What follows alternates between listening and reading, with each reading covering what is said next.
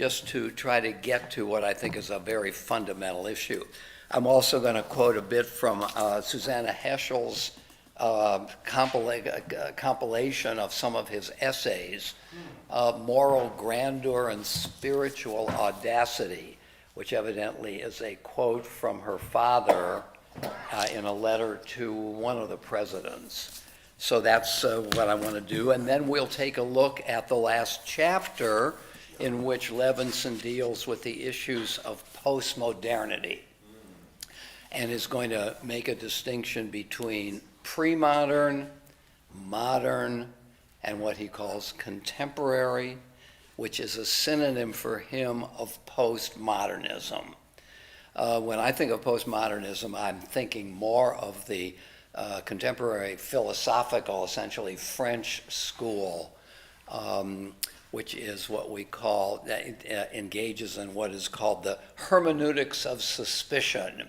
Hermeneutics is a mode of interpretation. So, typically before postmodernism, let's say, there was what we might call a hermeneutics of affirmation. You wanted to know what Plato said, you read Plato. What you read in Plato was what Plato wanted you to get. Everything was on the surface of the text, however complicated. The hermeneutics of suspicion doubts whether the overt message is the true message. What sort of social structure, what sort of biases, what politics stands behind what's on the surface of a text? So a hermeneutics of suspicion is a mode of reading with skepticism. Okay. That's not what Levinson means here. He just means an era after modernity. And why we're in a new era is something he explains. And one of the ways of understanding that last chapter is, and now I'm going to put it a little bit, not skeptically, but with a different sort of eye. He could have written volume 2 of this book, in which he deals with those post-Holocaust theologies, feminism, the kind of impulses in Jewish thought that were not contained in the years up to the chronological end of the book. So instead of writing volume 2 with all of those thinkers, he just told us what should be included. But I think it's a very interesting chapter. So you know from my note and from some conversation that we're going to be reading this book next, and the dates, I did include them last night in the note, and of course I forgot to bring that card. I'm trying. That's not my attempt, but my. I believe we're doing it on the 15th and the 22nd, and then into July, a couple of Mondays in July and one in August. So if you're of a mind to get the book, it's available online in both hard copy and paperback.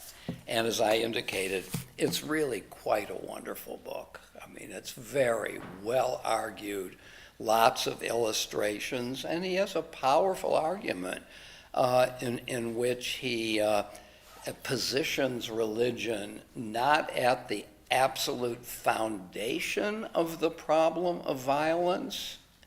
Religion is not, one can't reduce the problem of violence to religion alone, but religion is certainly not innocent. So religion is somewhere in the middle ground between origin and full expression of the phenomenon. But we'll gain something from this book. It really is quite wonderful. Okay, so let's turn in our reader. Oh, here it is. June 15th and 22nd, July 13 and 20, and August 3rd. And I can repeat that later. Okay, so if you have the books, let's turn to page 218. And what I think we should do is just have me read some stuff so we get some ideas out on the table, and then we'll discuss them. Okay, so let's see now, where do I want to start? Right in the middle of the page, 218. What are the four dimensions of religious existence? What are the four dimensions of religious existence? To the eye of the spectator, religion seems to consist exclusively of two components: of ritual and myth, sacrament and dogma, deed and scripture, what we might call the substance of public religion. The importance of these components is beyond dispute. The emphasis in different systems upon either of the two only indicates the indispensability of both. To some, the truth of religion is in its ritual. To others, the essence of religion is in its dogma. And I recall reading a comment by Joseph Soloveitchik about Heschel, who thinks that religion is at its base poetry, stirring the emotions. And Soloveitchik's response is, that's very beautiful. But that is not real religion. Real religion are the obligations to keep kosher, to come to services regularly, and so on and so on. Soloveitchik's view is that the substance of religion are actions. And actions may be animated by faith, but religion is nothing so airy as a poetic understanding of reality. I'm sorry, who's saying it's poetic and who's saying it's... Heschel is saying it's poetic. And right. So there is, next paragraph, another component, however, which may be regarded as the vital ingredient. And yet, because of its imponderable nature, it often escapes the eye of the observer. It is that which goes on within the person, the innerness of religion. This is where he thinks religion really sits. Vague and often indescribable, it is the heart of religious existence. Ritual and myth, dogma and deed remain externals unless there is a response from within the person, a moment of identification and penetration to make them internals, to internalize them. We must distinguish between four dimensions of religious existence, four necessary components of man's relationship to God. The teaching, the essentials of which are summarized in the form of a creed.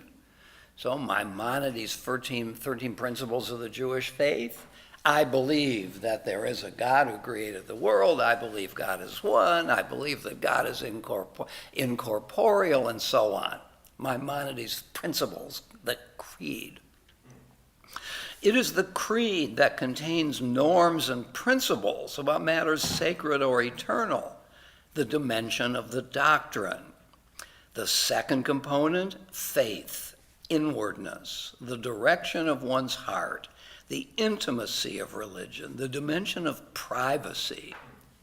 C, or 3, the law, or the sacred act.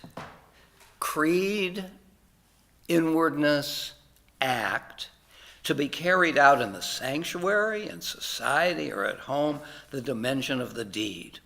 And finally, the context. The context in which creed, faith, and ritual come to pass, such as the community or the covenant, history, tradition, the dimension of transcendence. Are these dimensions always present? There are situations in which the dimension of depth, now depth applies to the second of the four elements. The first is creed, the second is faith, inwardness, okay? There are situations in which the dimension of depth is missing. The word is proclaimed, the deed is done, but the soul is silent. There are also situations in which nothing is happening to the sense, but the soul is aflame. Some considered the objective performance to be so sacred and effective that the inner component is of little account. What is the worth of one individual's evanescent response compared with the majesty of a revealed word? You see what he's pointing out here, that some suggest that the outward actions are even more important than what is inward. And there's power in that criticism, because it's not always possible for us to feel inwardly that moment of inwardness, of depth. What carries us through those, we all come to services, for example, distracted or not that interested, but being there has a value of its own. It's a contribution to the community. It's a bridge between moments of inwardness. That is, if we were to depend upon this deep emotion alone, our connection would be much more episodic without the continuities that the other elements bring. Others regard the inner moment as the vital principle or the culmination of existence. Okay. Turning, so we're on page 219. We do not have a word, now I'm in the second paragraph, for the understanding of these moments, for the events that make up the secret history of religion.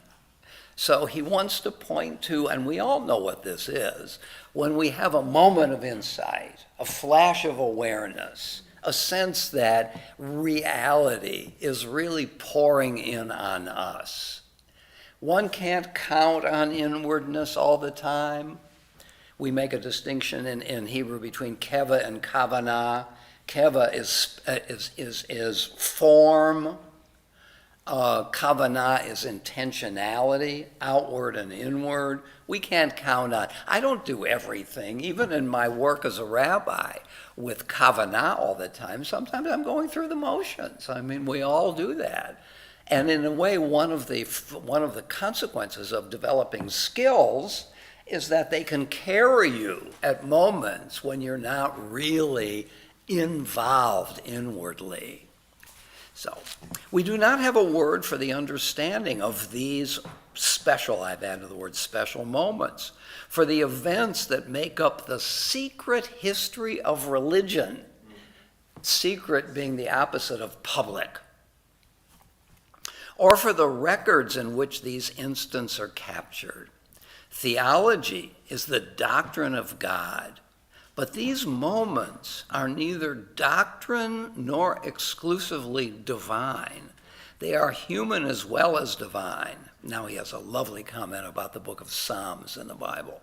The Psalms are not records of theology. They're not God talk. Is God one? What are God's attributes? How does God function in the world? This is all theology. Theology comes from the Greek, the logos, ology, of theos. The logos, the thinking about, the structure, the reasons about theos, about God. Theology is the doctrine of God, but these moments are neither doctrine nor exclusively divine. They are human as well as divine. The Psalms are not records of theology. The Psalms are the birth pangs of theology.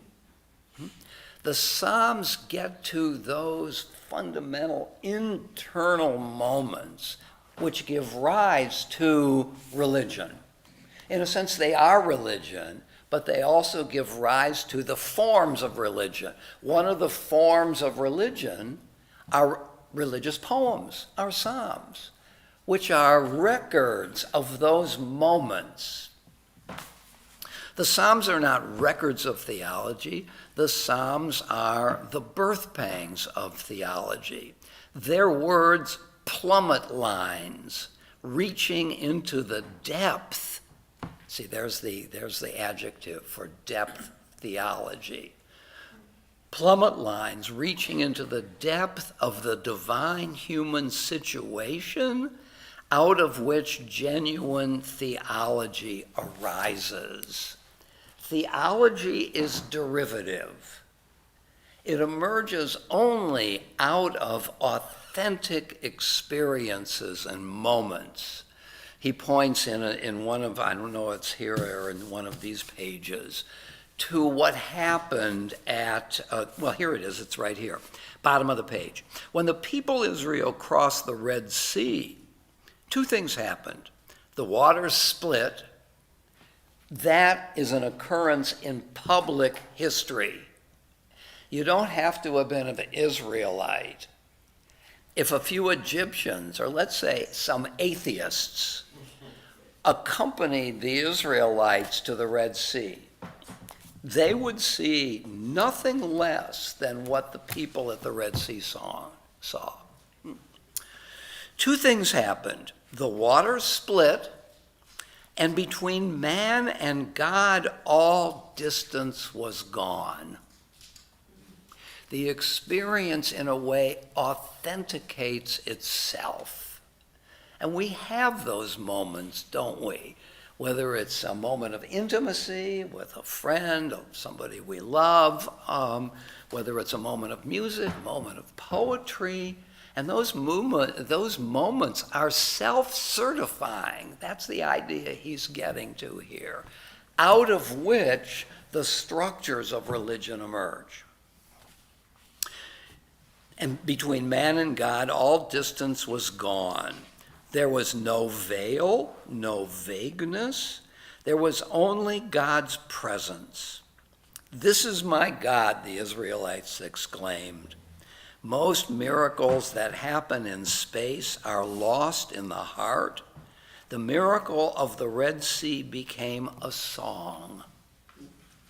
Songs, poetry, forms of, I might say, pre-rational, sub-rational.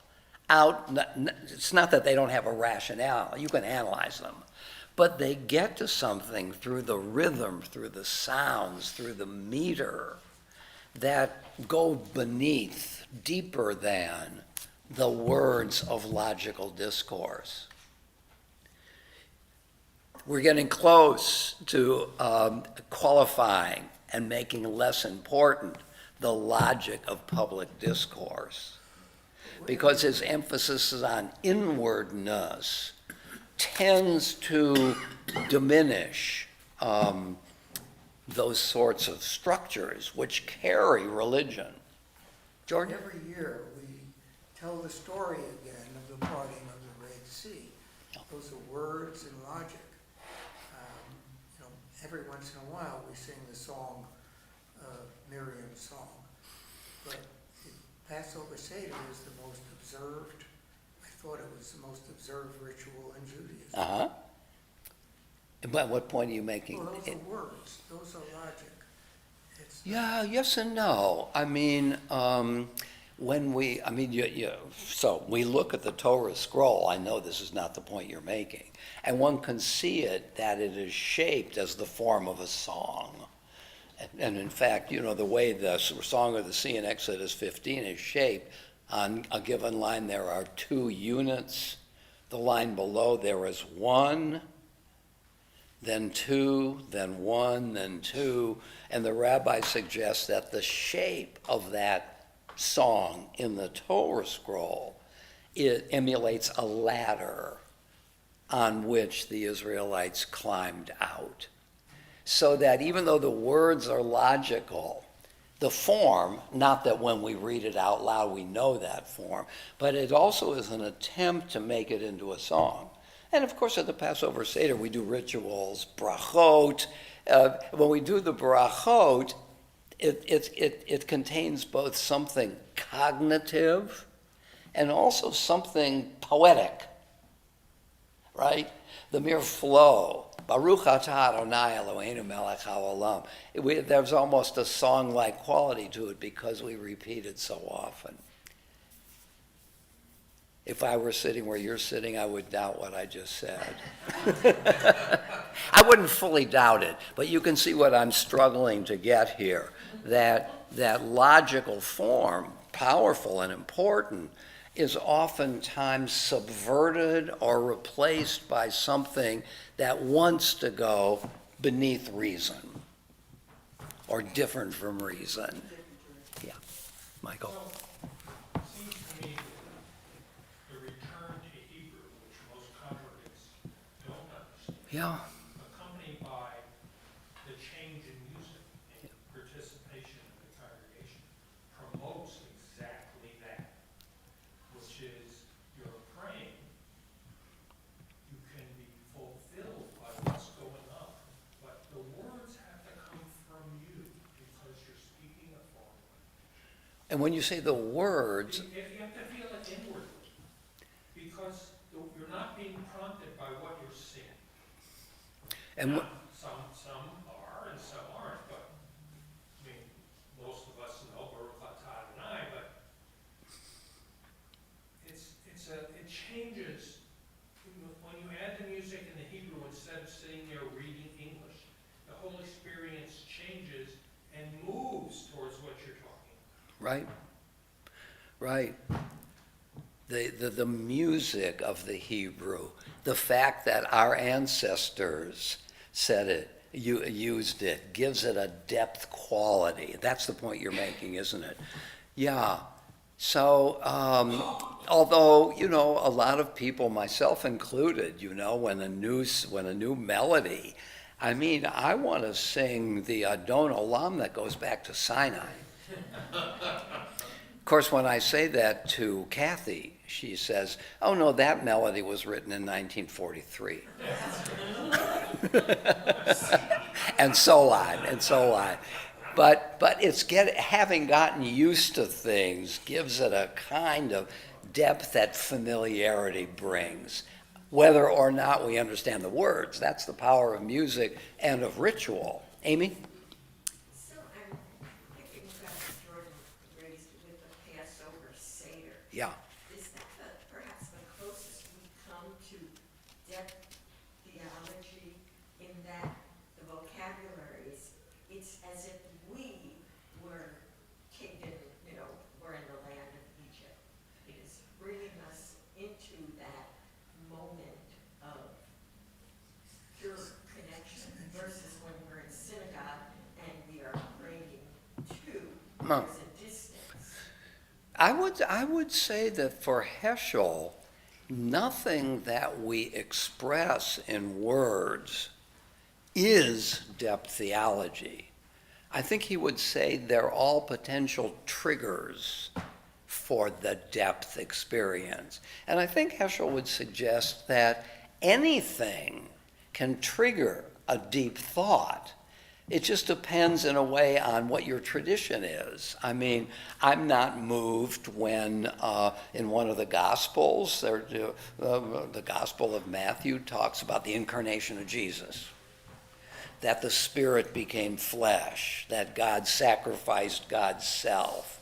Now that's a moment for Christians that points to some deep experience, that God so loved the world, the quote from John, that he gave his only begotten Son so that we may have salvation.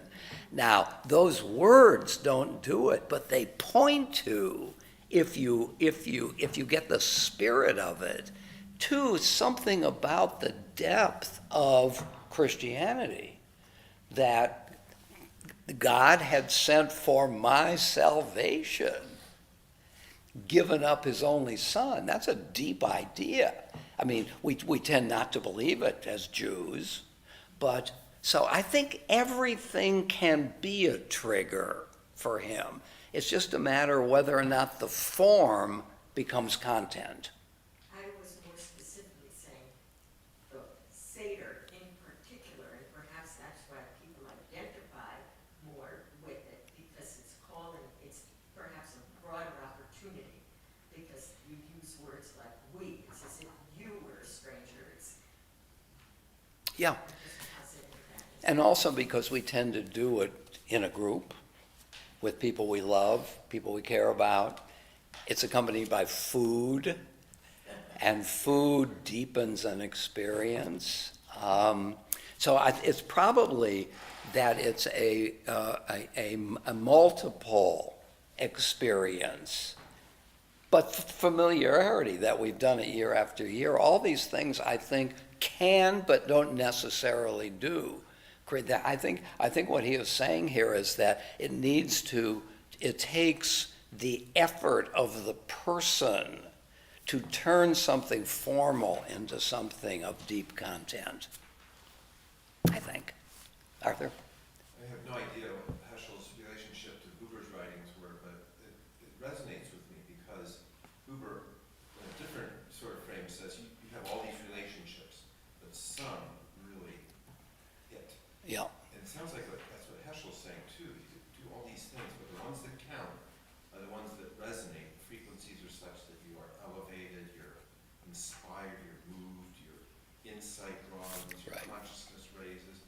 And Buber seems to talk about that too, that, you have all these relationships in your life, but now, and even with the same person who might be I it most days, but now and then it's I thou.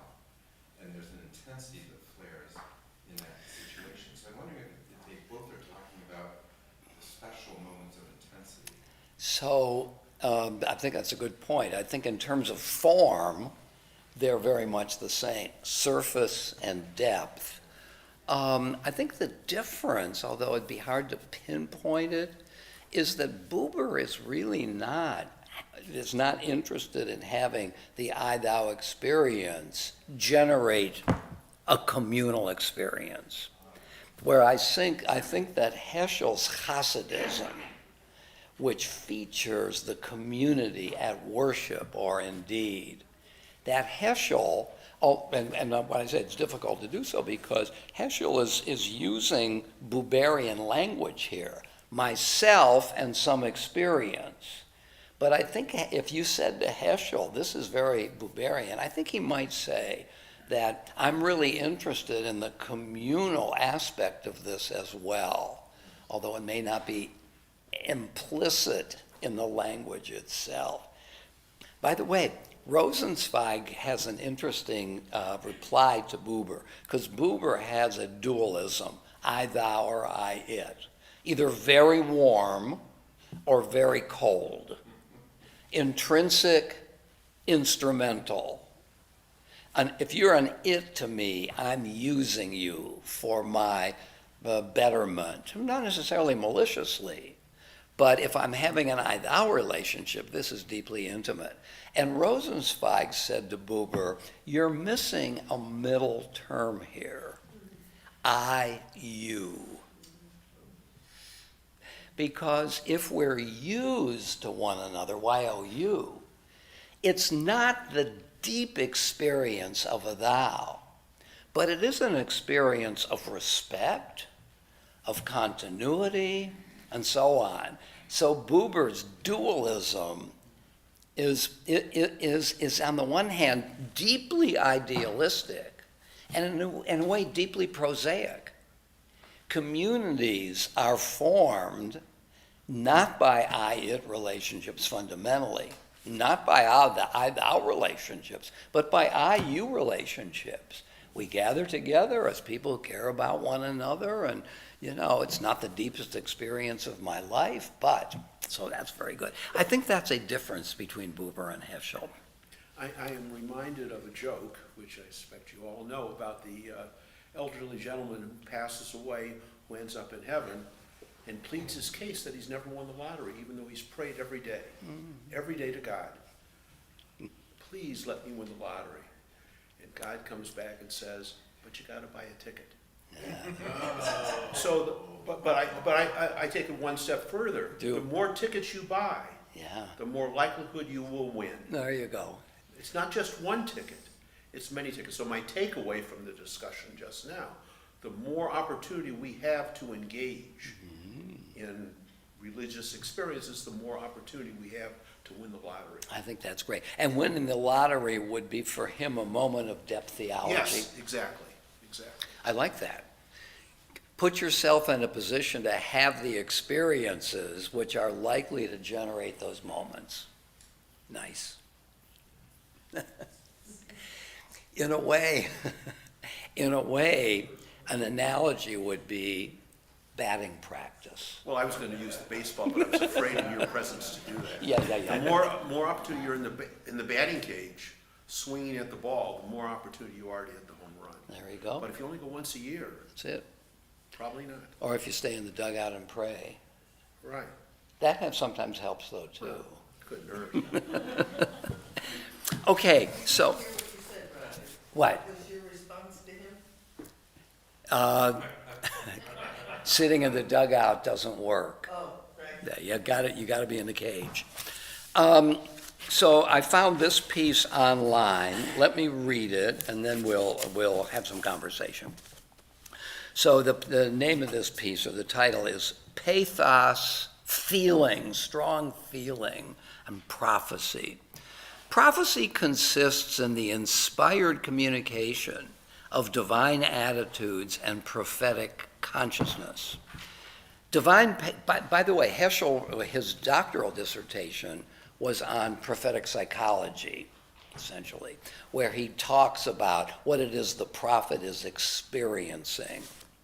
The divine pathos is the ground tone of all these attitudes, echoed in almost every prophetic statement. Pathos is the central category of the prophetic understanding of God. To the prophet, God does not reveal himself in abstract absoluteness, but in a specific and unique way, in a personal and intimate relationship to the world. God does not simply command and expect obedience. He is also moved and affected by what happens in the world, and he reacts accordingly.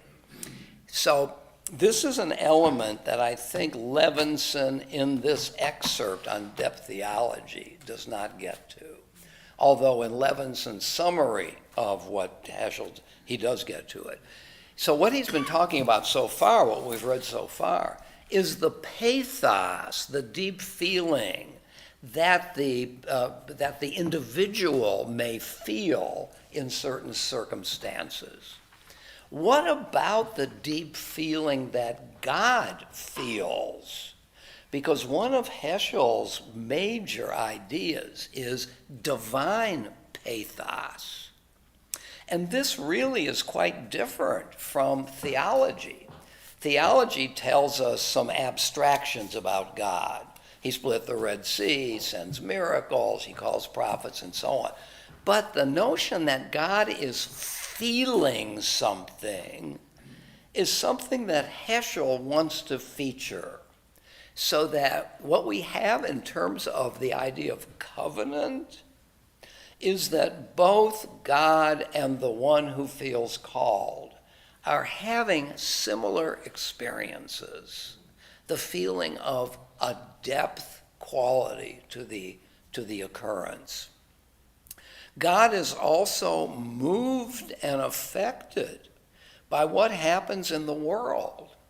Now, for Aristotle, God feels nothing because feelings make us vulnerable, and God is not vulnerable. As a matter of fact, God, for Aristotle, doesn't even know us because we change.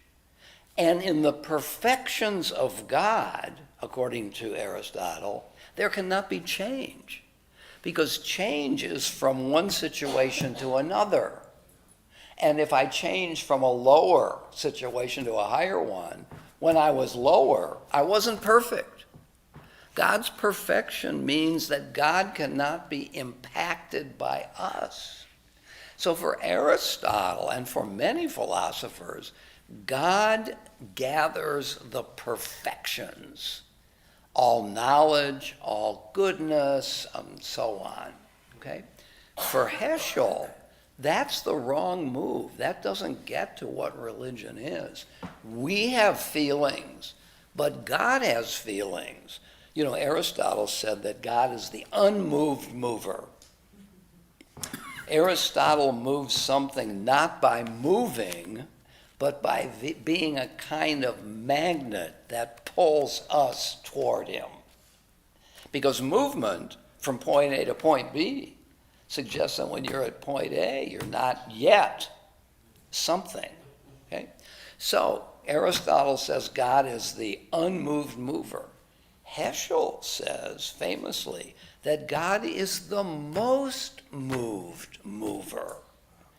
God is deeply involved in what happens on earth and in the daily goings on of communities. Gary? But how can we presume to know what God feels? I think that's a presumption that has no possible answer to it. Yeah.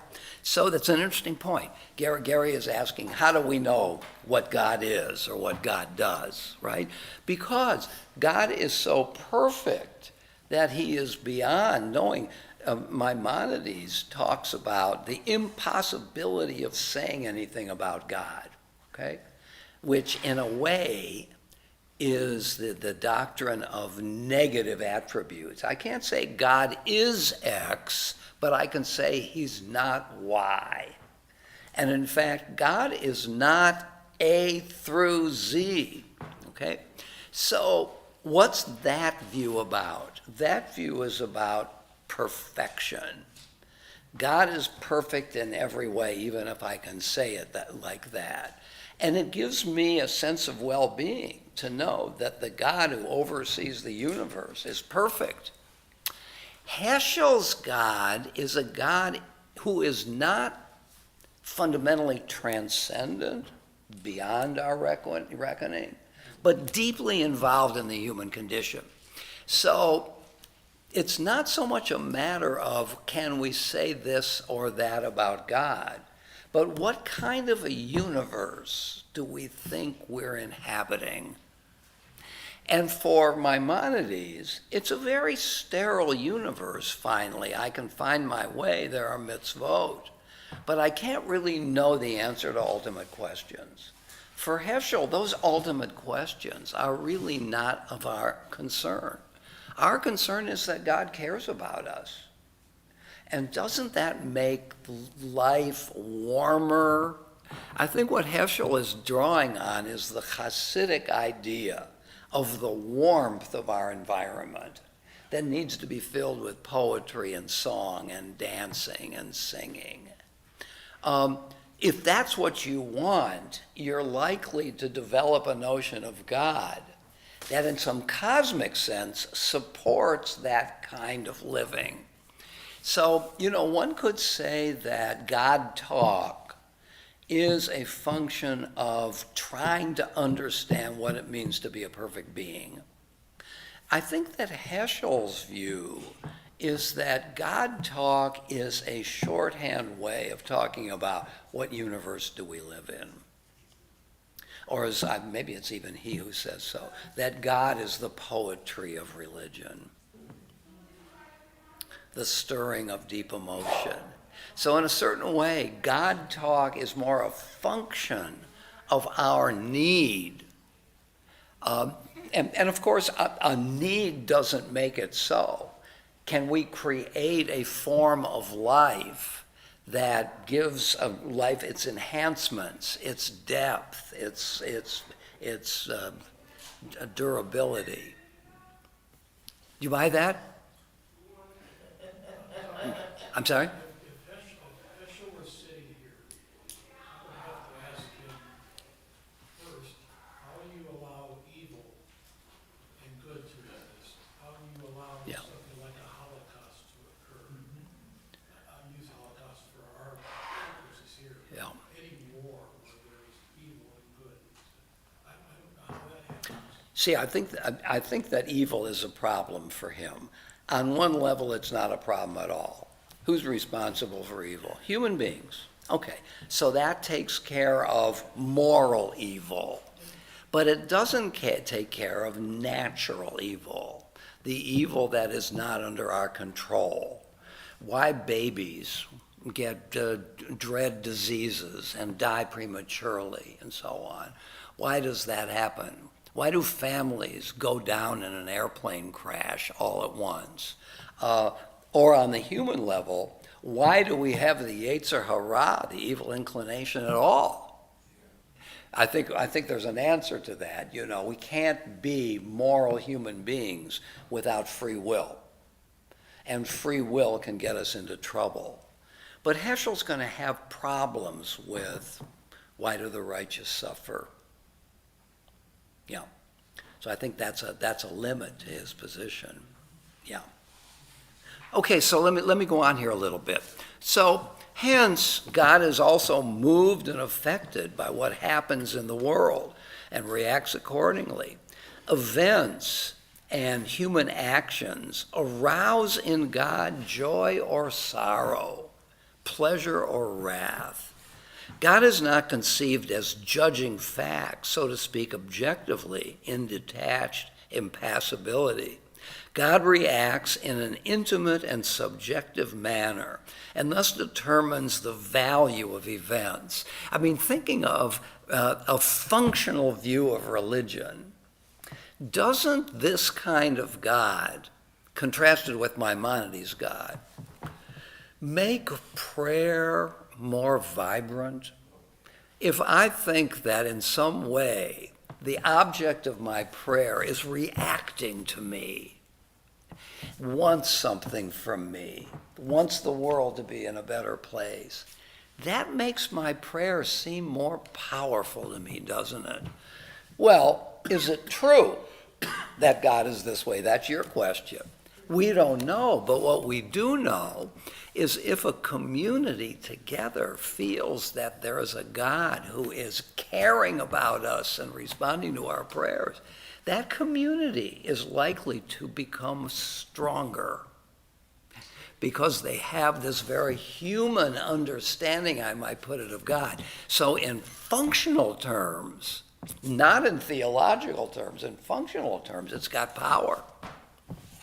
Michael? So, I have a very different reaction.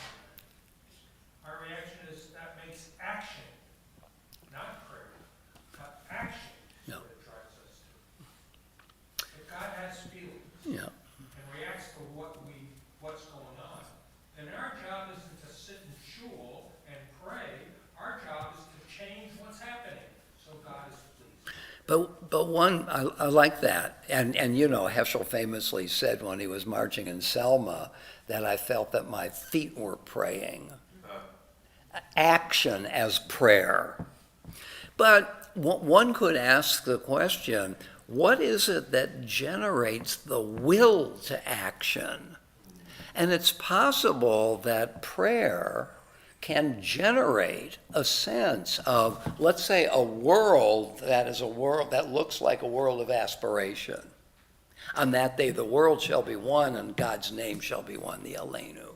And if I say that in prayer, that may generate in me the will to help make the world a better place. In other words, it may be that ultimately it's acts, but we have to ask the prior question. What generates the will to act in a certain way? You know, there's a rabbinic saying that the person who rises from his or her prayer a better person, that person's prayer has been answered. So the answer to prayer can be generating the will to go out there and do the right thing.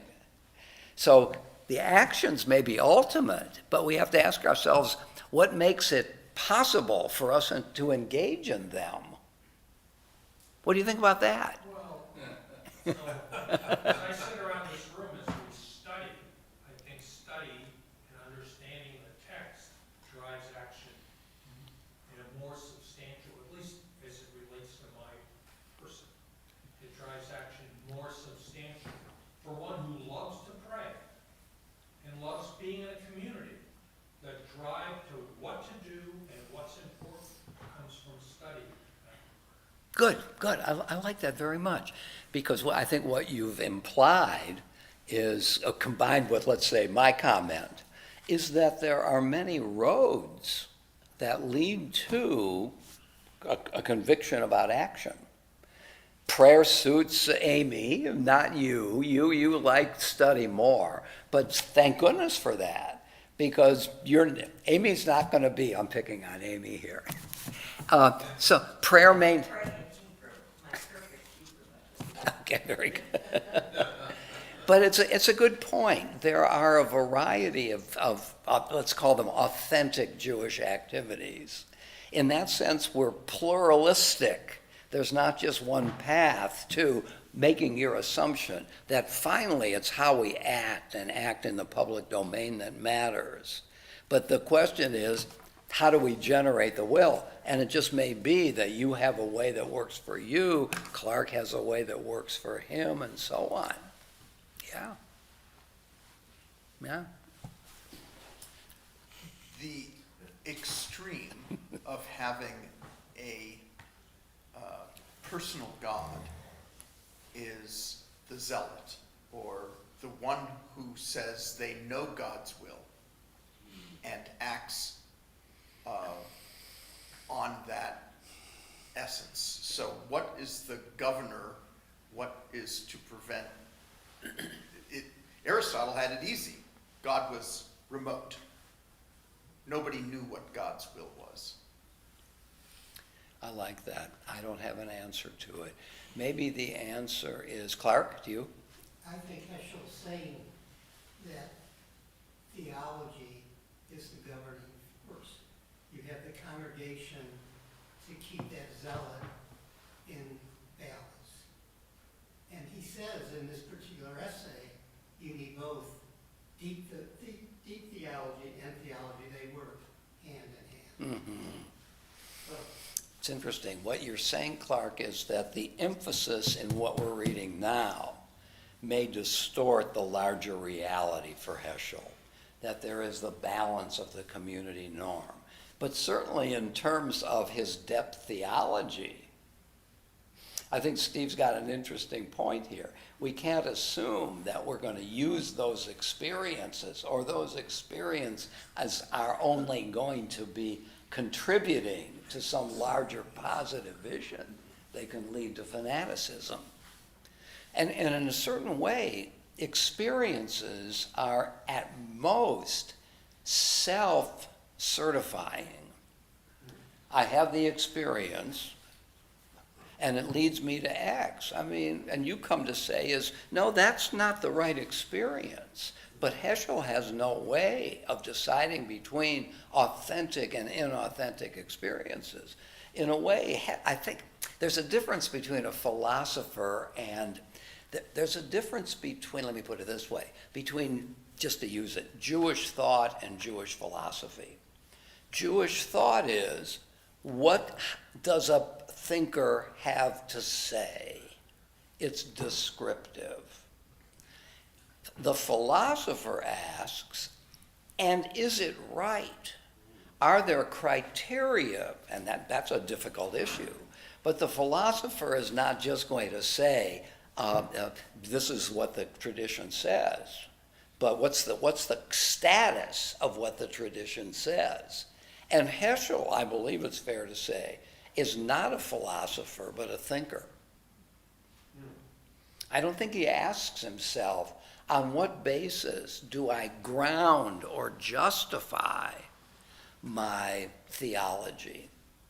And that's why this book, I think, is well named, An Introduction to Modern Jewish Thinkers. I mean, the only philosopher we really have looked at is Spinoza, who is bringing a very critical eye to the phenomena he's analyzing.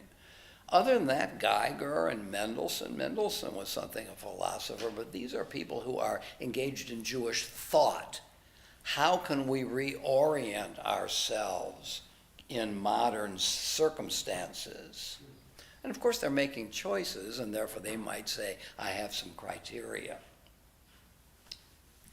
That's the problem, isn't it? With thought, it can be very rich, but you can always ask the question, yeah, but what is the ground of what you're saying?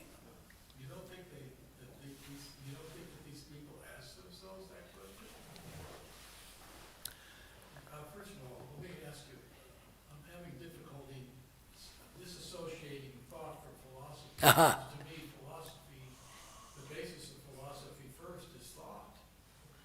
Well, it's true. But you remember, I mean, one of the things that is at the foundation of Western civilization, Western philosophy, is Socrates' aspiration to turn opinions into knowledge. Opinions are cheap. Knowledge is much deeper and more well-grounded. To what degree he succeeds at that, succeeds. But I think that, this is where rhetoric comes in. Rhetoric is the art of persuasion. If logic got us to knowledge, and by definition, what I know can't be false if I know it. And it's the fact that knowledge is so difficult to attain that we need other instruments like the art of persuasion, which attracts us in the absence of full understanding. To acquire knowledge, you need science, you need a methodology, That's right. because that suggests things that can be proven versus being disproven, Right. and also requires other people to be able to verify that. So that's knowledge as opposed to thought. Right. The classic distinction between belief and knowledge is that belief is a series of opinions and knowledge is justified true opinion. So the opinion needs to be true and there needs to be a mode of justifying it. And you're pointing out that having other minds that aren't committed to the results to examine the results, so on, increases the possibility that it's not just the opinion of those who are committed to the outcome, but really true. Right. But I don't think Heschel really works hard at justification of his view. He's presenting a vision of what full religion is. And I think he's got a powerful idea here that both human beings and God are deep feeling. And since God wants certain things from us, we know what the right thing to do is. And when we do the right thing, we feel all the more connected to God. It's part of the covenantal feeling of the depth of relationship between two entities that approach things the same way, through feeling. Let me go on just a little bit, and then I think we want to get to the last chapter. So, quite obviously, in the biblical view, man's deeds can move God, affect him, grieve him, or on the other hand, gladden and please God. The notion that God will be intimately affected, that he possesses not merely intelligence and will, but also feeling and pathos, basically defines the prophetic consciousness of God. For Heschel, the genius of the prophets is they were able to feel God's feelings, God's anger, God's desires. And by feeling them, they embraced the power of them and were able to go out like Amos did and preach to a crowd in antagonistic circumstances.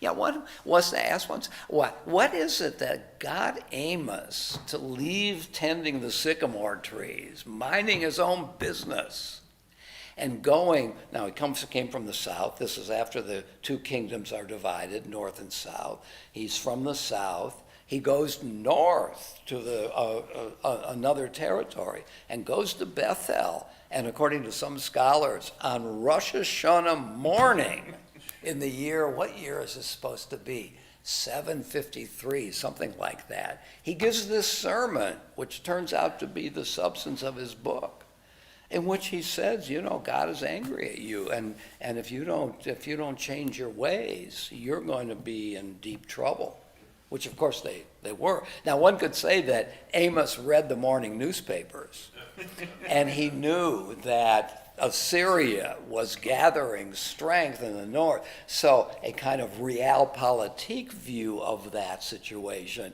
might have said, that's what Amos is saying is true, but not because God gave it to him. But in any event, what emboldened these prophets to do this kind of thing? And I think Heschel is trying to get to it. When you have a sense that not that God wants, but that God feels, just as we feel. The idea of pathos is both a paradox and a mystery. God, who created all, should be affected by what a tiny particle of his creation does or fails to do. Pathos is both a disclosure of God's concern and a concealment of his power. The human mind may be inclined to associate the idea of God with absolute majesty, with unmitigated grandeur, with omnipotence and perfection. God is most commonly thought of as a first cause, capital F, capital C, that started the world's mechanism working and which continues to function according to its own inherent laws and processes. It seems inconceivable that the Supreme Being should be involved in the affairs of human existence. This divine pathos is the key to inspired prophecy. God is involved in the life of human beings.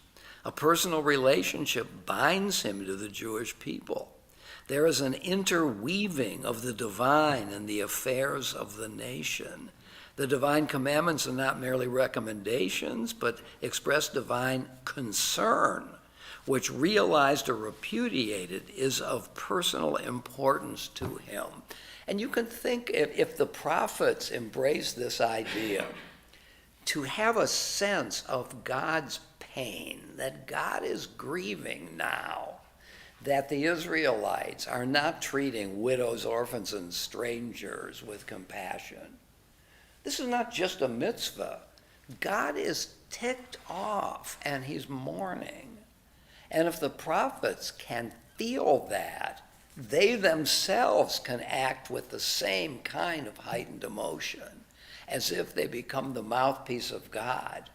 That's a powerful idea that I think Heschel is suggesting. Any further thoughts? I mean, this is the notion of divine pathos is something that this excerpt in Levinson doesn't get to. He's much more interested in the psychology of human beings. Amy? I'm intrigued by the vocabulary that Heschel uses, and you emphasize pathos and understanding. And it struck me that the word truth never appears, at least in these materials. Capital T truth does not. Small t truth does. The truth that Amos felt is something that Amos must have felt God's self feels. So small t truth, don't you think? There is a self-certifying, when you have these experiences, when you feel the inwardness of the prayers that you're, praised are you, God, who opens the gates and creates the morning sun. Oh gosh, that's a great idea. Oh my gosh, did God really do that? Is that what's happening in the morning? Is that what just happened to me in the morning? Wow. Am I connected through that feeling to God's care and concern for me and for my community? That's powerful, isn't it? Whether or not it's true. But is God the ultimate truth with a capital T that enables us to pray with confidence? Yeah. That all of this is premised on that assumption. I think you put it just the right way. This is a system, I might say, that is internally self-generating and self-certifying. It's a mode of living. If you step back from it and say, but what is its status as a way of life? That's Gary's question, that's your question. And by stepping back and asking that question, there's an assumption that there is a standard outside of this way of life by which we can assess it. And I think that Heschel would say there isn't. These are ways of living in the world. You know, we don't say about football, is 100 yards for a football field the right way of doing it? What kind of a question is that? That would suggest that there's a standard of how big a football field should be by which we judge the football fields on which we play. But I think the proper way to look at it is, this is a system of rules, of behaviors, of moves, of purposes, of goals, which works on its own. And it doesn't need an external justification to be playable. Well, what about baseball fields? They're all different. Well, Now, Russell. Are they different? Yeah, the distance. And sometimes they move it back and forth, they build a big green wall, right? Baseball's totally irrational. That's why it has your heart, right? No, it's a good point. Football fields are standard, aren't they? The diamond is good. Well, the diamond is, right, there are some standard elements, but the fences are moved in and out. You all know that in 1968, the year of the pitcher, that Bob Gibson, I think, had an ERA of something like 1.12, 1 run per game. And they lowered the mound from 15 inches to 10 inches just because the pitcher's advantage was so great. So that's a good example of changing the way it is. But I suppose one could say that the game needs a certain equilibrium. If the pitcher is so dominant and the hitters are so much weakened, this takes something powerful from the game. So there may be an ideal of the game which requires equilibrium, but nevertheless change. Steve, and then Lou. if we posit that God feels, do we then say that God feels the full range of human emotion? Some of which are, I guess, not very positive. Yeah. Rage. Yeah. Good. It's another very good point. Another example of, what Gary and Amy and now the rest of us have started. This is a system with an internal, I might say, logic, but it's not if you looked at it from the outside, you can find some problems with it, some arbitrariness. The baseball thing works again. Early in the history of baseball, it took 9 balls for a person to walk. Well, that made the game very much distorted. Fewer runners. So in order to achieve the purposes of the game, you had to pull it back to 4 balls and not 9. It wasn't arbitrary. It was done over and against what makes the game work. I think one could say the same thing about Heschel. What he wants most of all is for the game to work. And I don't mean to trivialize it by games. Games have rules, they have purposes, they have language, and so on. So, I think in a way that's the answer. He wants the game of Judaism to work. This is a powerful way in which it does, which can't be legitimized from the outside. If you ask the questions, why doesn't God exhibit rage? I think Heschel would say, in abstract terms, I can't tell you why. But in terms of it working, especially if covenant is the sharing of concern between God and us, then rage really can undermine a functioning system. It's very utilitarian.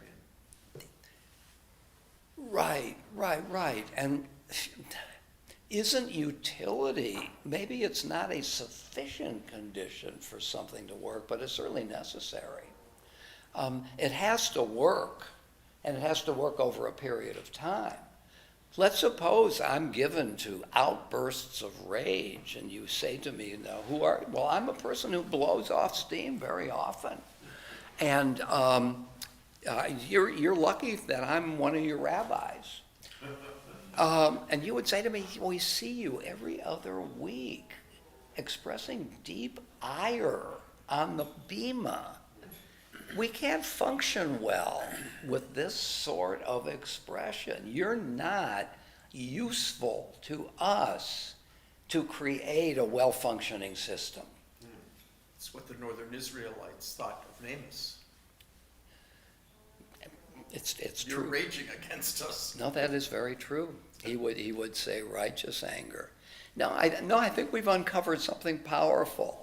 And I think the game analogy works well. If you've got some goals, you want the game to work for everybody over a period of time. For whom does the game of baseball or football work? It works for the players, it works for the owners. There needs to be adjustments, of course. It works for the fans, it works for the city. It works on a variety of levels. So let's continue to play it this way. If it were 9 balls for a walk, or if there were no fences, the game wouldn't work as well. And we'd ask ourselves, don't we need to make some changes so it does work? And in a certain way, religion is like this, isn't it? Especially religion that focuses on community. The community's well-functioning is what finally really matters. And with a variety of people and different needs and backgrounds, that a community like Mishkan Or, for example, works so well. I mean, obviously there are issues and differences of opinion. Means that we have found how far back the fences need to be. Catholicism viewed Jews as a useful foil for 1,000 years plus, Right. as Christ killer. For them, it was useful. Yeah, that's a good point. Not everything useful is felicitous. Certainly not for the Jews. Yeah. Lou? I would say maybe what's not being considered is the effect of technology on the way, religion functions. I know, I think certainly it's affected Judaism in ways. I didn't hear what you just said. I think technology has affected what Judaism is becoming, or, is the Judaism of this year is different from the Judaism of 25, 50 years ago, in some sense, because of technology. Yeah, well, I think it's a good example of what has happened, what Levinson traces here. With the advent of modernity, the circumstances changed, opportunities were new, and Judaism, as well as all the religions, needed to ask themselves, do we adapt or do we die? And in advance, I suppose you really don't know what adaptations are going to work for you and what adaptations are not going to work for you. I mean, with the rise of suburbs and the spread of communities, I'm sure Orthodox Jews, as that phenomenon was increasing, were asking themselves, how the heck can we stay together here? Because we need to walk to the synagogue. So that created what you're suggesting, the technology. Actually, it was a mode of technology, and they needed to adapt or die. And, there are a couple of ways in which Orthodoxy adapted. Yes, you can drive on Shabbat to the shul, but just don't park in the parking lot. That's not official. And that's part of why it works. There are even official things that are, What's that? What? there are even official things that are a lot different, like example, use of bicycles and carriages on Shabbat. Oh yeah. Look, Beirut would be. if it's important for it to survive, it will adapt. That's for sure. I mean, look what's happening on Green Road. I mean, these communities have come back from the periphery into the center and adapted to it. I mean, the automobile has helped them, that's for sure. Levinson Michael? talks about Schneerson, the Lubavitcher rabbi who adapted technology, the Yeah, faxes and texts. Marketing. yeah. Marketing, sure. I think he would make the distinction between technological adaptation and religious adaptation. And I think he would say, well, probably not without reason, that the technology has been a boon to them. They've been able to get their word out and so on. But the danger is that society can make changes that are not just technological through technology. Yeah, right. Michael? So I'm having some trouble listening to all of this in the context of that we're all the Son of Elohim and have the capacity to do God's work. Yes. And that was given to us to finish the work, Yeah. not for God to intervene and change. We have to figure it out Yeah. and advocate for what God's word has taught us. Yeah. And I just have trouble taking that concept and putting it, I mean, What's the I'm problem? trying to figure out what difference it makes in that context what God feeds. Because, you know, all the examples you talk about, whether it's a plane going down, those things are not random acts unless they're caused by weather, for example, except we've changed the weather. I mean, we can take everything bad that happens in the world and take it back to us. Yeah. Because of what we've done with what we've been given. Yeah. Yeah. So it's hard for me to reconcile all of that with the anthropomorphication of God and giving God our feelings. Good. Anthropomorphication, love it, tongue twister. Here, let me try to articulate the difference. If the universe is merely matter in motion, without feeling, without norm, then we live in an amoral universe, and we try to create a morality. Okay. What's the status of the morality we create? It's essentially glorified custom. This is what we do. It's like I put ketchup on my burger and you put mustard on your burger, which is right. In a universe that's morally empty, there is no right way. So now I want to try to engage in Tikkun Olam. I want to try to, and I say to you, Michael, here's what I think I ought to do. And you say to me, well, what makes you think that that is a right way of doing it? Or why should we engage in it at all, since it's merely a human creation in a universe that's not supporting our moral strivings at all? That makes moral striving harder than if I believe there's something out there that is feeling the outrage about moral imbalance that I'm feeling, that somehow my desire to engage in Tikkun Olam finds a responsive entity out there that is feeling what I'm feeling and desiring what I'm desiring. Now, you might say, you shouldn't need that, but we're human beings, and it's important for us to get a sense that what we deeply desire is confirmed in some way by something outside of us. This is not just a matter of chocolate or vanilla ice cream, which is purely a matter of taste. Is morality just a matter of taste? Or when we do what we think of as the right thing, that somehow its rightness is not just that we desire it, but that it corresponds with something real. I think that's the power of what Heschel is doing. So I'm hearing in my head that if we're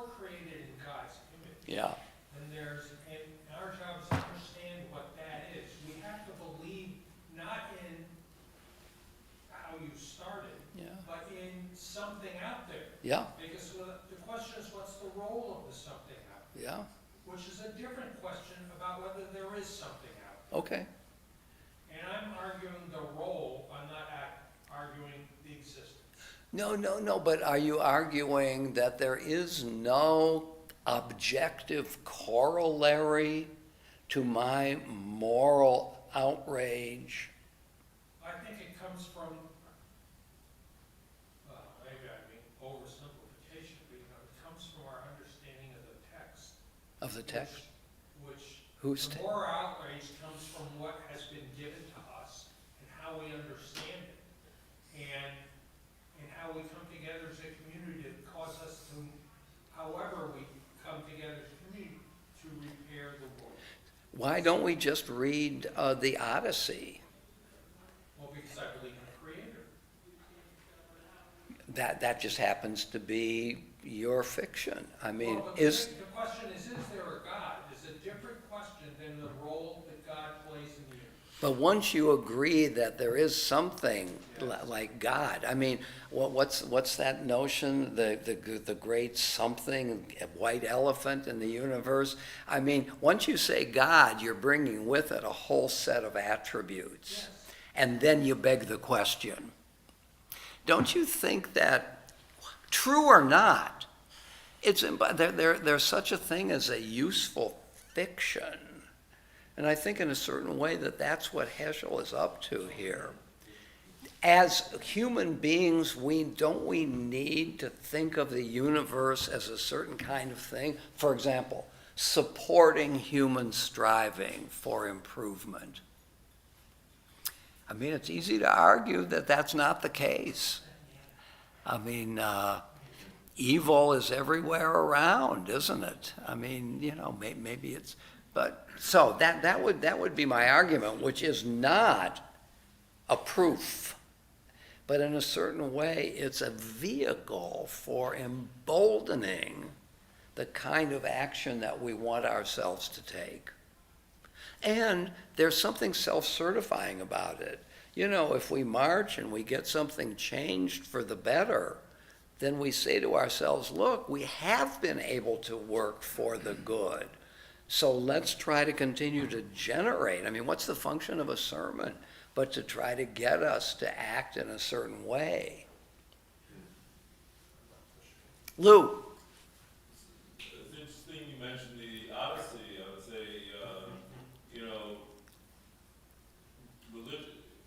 religion is what religious gets sustained because they click somehow. And, in terms of the Odyssey, well, that's passe, because, if you look at it, you talk to a Greek now, they're Orthodox, the Greek Orthodox, and, that's what's cooking now for them, and has been cooking for at least 1,500 years, if not more.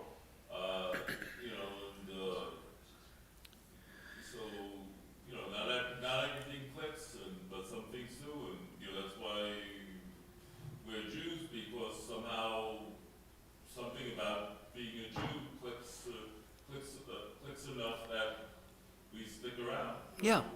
As a Jew, rather than as something else. I hope you don't think I'm trivializing it by saying Judaism is the game we play in a serious sense. We have particular language, we have particular operations, we have particular goals and sources, we have our rule book, I mean the analogy of a game. But it's not the only game that can be played or is being played. Well, It's our game. You could say Mohammedanism has Yeah, exactly. been a lot more successful in the sense, I mean, it's replaced God knows how many religions.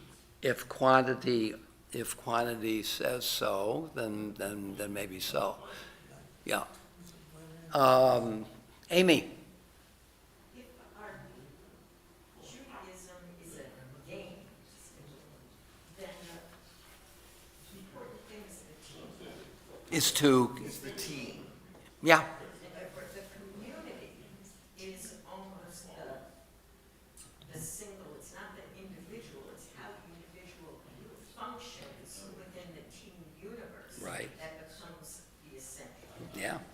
True, absolutely. And we could say that one of the functions of these big ideas is to maximize the possibility that the team stays together.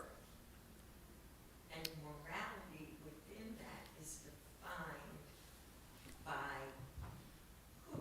If we say, for instance, preserving life is the most important thing. How we define what life is can be different. Life is as long as you're contributing to the community, Yeah. and therefore if you're no longer contributing to the community, maybe you're not being immoral by killing the person Oh. because they no longer have a use. But if you define life as, as long as the individual is breathing, we have an obligation. So there's some wiggle room. Oh, there's always wiggle room. I would say that if killing one another becomes a norm, the community quickly realizes that this does not have survival value. But there are norms, and you can marginalize people. Yeah, it just depends. The community functions as to keep the organism going. The community's an organism, a living organism. But it's circular in a way. The religion and its norms helps to create a coherent community, which in turn underlines the power of its religious norms. The theology leads the community, but the community leads to reinforcing the theology, which reinforces the community. I think there's a conversation between community and its vision. Notice in the last chapter, if you've taken a look at it, and I'll just say something about it, that Levinson makes a tripartite distinction between pre-modern, modern, and postmodern. Pre-modern is a situation in which the Jews are ghettoized, are separate from the community, are beleaguered, in which there are no rights, but which is dominated by religious dogma. Okay, so the Jews are imperiled. And with the advent of modernity, Spinoza being one of the architects, what is Spinoza trying to do? He's trying to diminish the power of religion to dominate society, which can lead to intolerance and dogma and worse, the religious wars of the 16th and 17th century.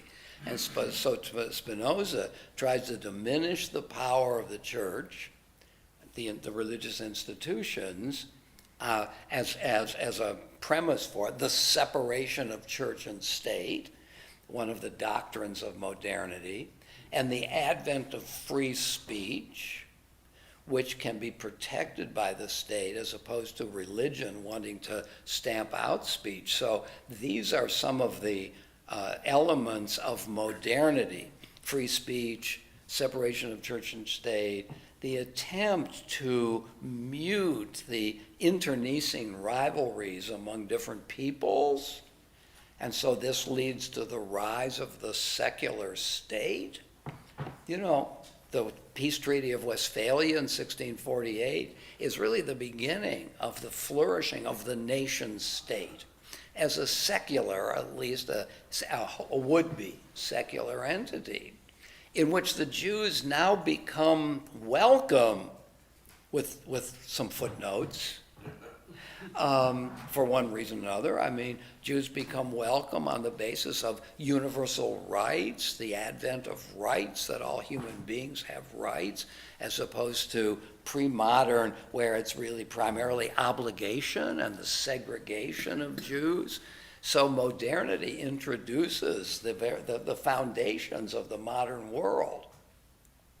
And Levinson makes the point that with the Holocaust, with the rise of the State of Israel, we really have a crisis of well-being. Can the Jews really be safe in a larger society? This already was raised in the 19th century with the pogroms in the East and the rise of racial anti-Semitism and so on.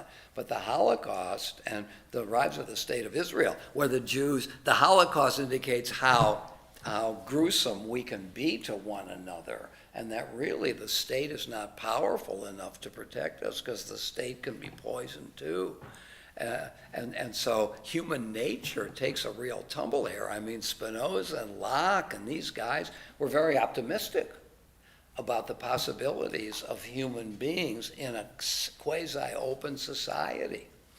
So the Holocaust puts the lie to that. What is Israel in a certain way? It's an attempt to realize indeed the recognition that the Jews really are not going to be guaranteed that they're welcomed in Western society. We better go to a place of our own.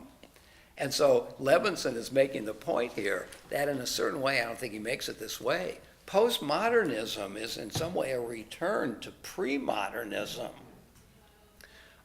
And modernism becomes something of a footnote in the history of humankind. I mean, it worked for a while, not completely, because the idea that the French accepted the Jews into civil society, if you accommodate yourself to the norms of, don't keep your children home from school on Saturday because it's Shabbos. If you want to be part of the community, you'll do what the community is doing. And this forced the Jews to make an accommodation. So the rise of especially feminism, he makes that point. You remember, if you've read it, that the return of the Bible to a vibrant cultural entity and not something filled with superstition that ought to be put aside. The whole higher criticism was an attempt to bring down the status of the Bible. It's just a series of different authors, and fundamentally the Bible is a jumble of contradictions.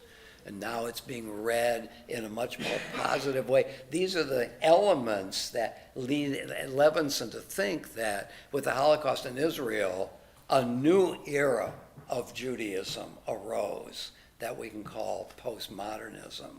So that's, I think, the shape of the book. Pre-modern, modern with Spinoza.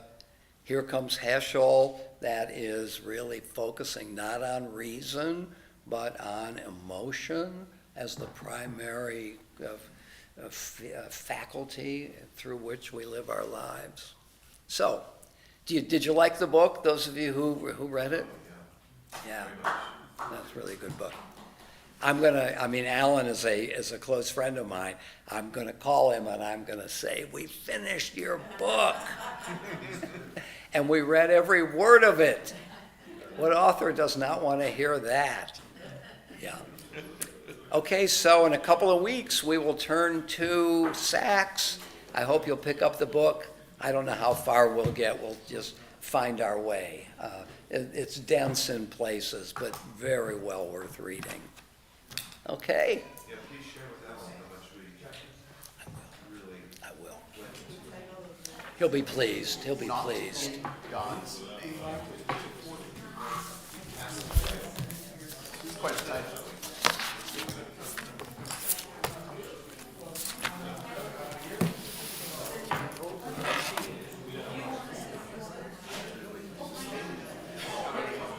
Pork and shellfish.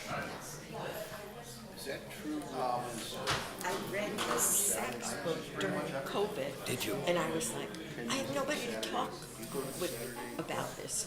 So I donated it to the library. Did you? You donated it? Yes. So now can I possibly remember? Yeah, that's funny. Why don't I go and ask the librarian to come out into the hall? I need to talk to her about something while you go in and get your book. Thank you very much. No, so nice to have you. Yeah.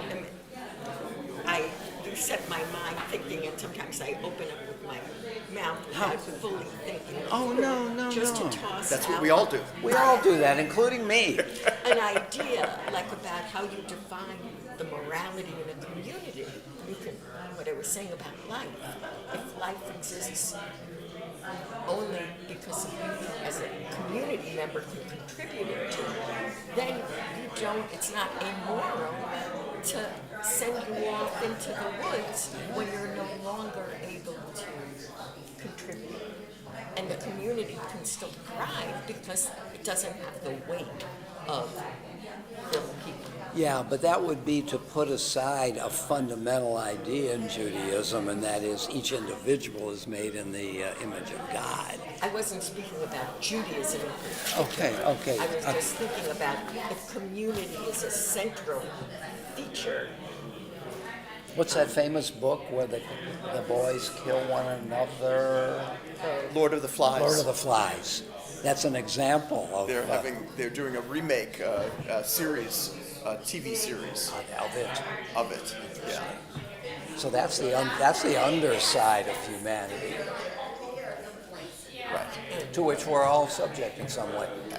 I mean, what's the role of civilization but to try to tame our impulses?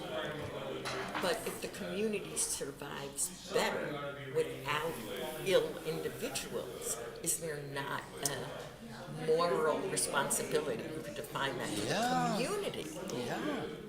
Well, it just depends upon how single-minded the community is. It's possible for a community to have a variety of values in some tension with one another. But I think you're right to the degree that that becomes powerful, the casting out of a person, which is, I think, typical of societies, Right. marginalized. It's also a single dimension view of utility. Right, exactly. That's it. If you don't have the muscular strength to pull the crops in or go hunt the animal, But then if by turn, we then have to allocate resources that takes milk away from a child Yeah. who's beginning their life, Right. is it not rationalizable Yeah. to say we value life, but there's a point at which, I mean, we have that conversation and everything in hospitals, you know. Triage. how do we put a value on the wisdom of the elderly who have seen it all Yeah. and have faced similar struggles, and the new generation has not? Well, that's what Roger is. That's true. That's true. That's quite clear to me. Steve has said this to me often. By the way, though, that may be the function of those more or less absolute principles, like every human being is made in the image of God, as a way of a society protecting itself from going off the rails. Yes. Because the impulse is, right, if the person no longer has utility, get rid of them. But wait a minute, the elderly, look at what they've experienced, and so on and so on. So is that an absolutely true thing, or is it a way of putting some boundaries? And the stranger, the widow, the orphan, why supply material goods to them? Exactly. Well, They're God, not part of our people, I mean, or they're just going to weigh us down. God's going to be upset if you don't love the stranger. It's true. There. And we, Shame on you. and we were once strangers. And we were once. Well, that's That's the key. Yeah. We. That's the B'Tselem Elohim, but then we were strangers. Which The is morality is rooted in something bigger. To me, it closes the space between theological and depth theology. The we. The we, not, I think you're right about that, yeah. But the we is in a way a construct. The community, the moral community, which has committed itself not to do certain things, not to abandon the But the stranger. community aligns itself with each other for many reasons, not just on the moral dimension, but we can accomplish so much more as a group than we can individually, and all of that, and specialization and so on. What I'm saying, though, is those extreme claims that we should love the stranger have a different function from what coheres the society to work together, it provides boundaries around excess. Yes. Yeah, So Okay, thank you, as always. always a pleasure for when we me. were talking about, basically, we have no way of knowing God. We could take the Aristotelian God as sort of a sterile, distant, or we could take God as close, sharing emotions and caring about us. It reminded me of bridge. You play the game of bridge? Used to a little bit. Okay. You and your partner share some information. You don't know where the cards lay. You play the game as if the cards lay in a way favorable to you, that you could win the contract. You don't play as if you're doomed. You play the best you can, assuming that the cards lay favorably to you. So in the same way, we cannot know God, but we're going to play the game so that it is the most optimistic, or it is an optimistic lay of the cards.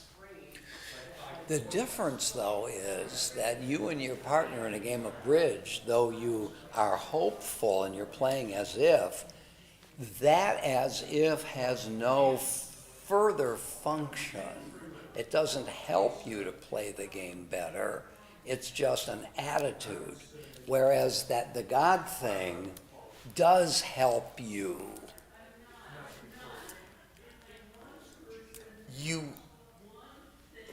It does help you to play bridge optimistically. Does it how?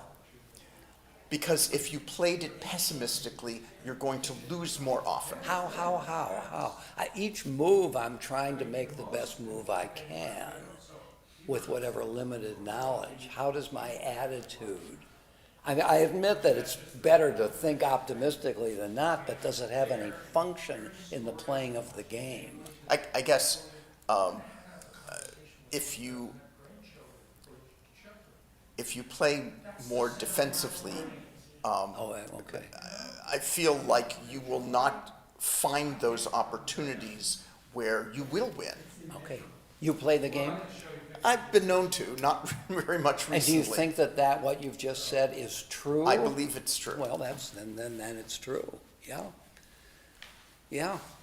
So, Hope in the game of bridge has a function. yes, a certain optimism that the cards lay favorably. Next time you play, test that. Okay, it's hard to do it in any sort of experimental because the cards are always random. I mean, every play is. Well, you just said that there is some X factor that comes But- from attitude. But how? Okay, so fair enough. With over multiple plays, if you said, okay, I'm always going to assume favorable lay of the cards versus What it not is. favorable Or what play, it is. and see how that is. But okay, it's just hard to imagine how you would set that up. It certainly makes the game more fun. It does. No question about that. Yeah. Right. But in baseball, if I've got a man on third, one out, I need that run. And I just don't involve her in our, she's been great. If I'm hopeful, let's suppose I'm called upon to bunt, as a safety squeeze. If I think I'm going to succeed, that is likely to enhance the chances. From reading everything that she That's where the attitude can help, because I'm in charge of Yes. something here. There's a certain agency factor Yeah. in all of this. Right.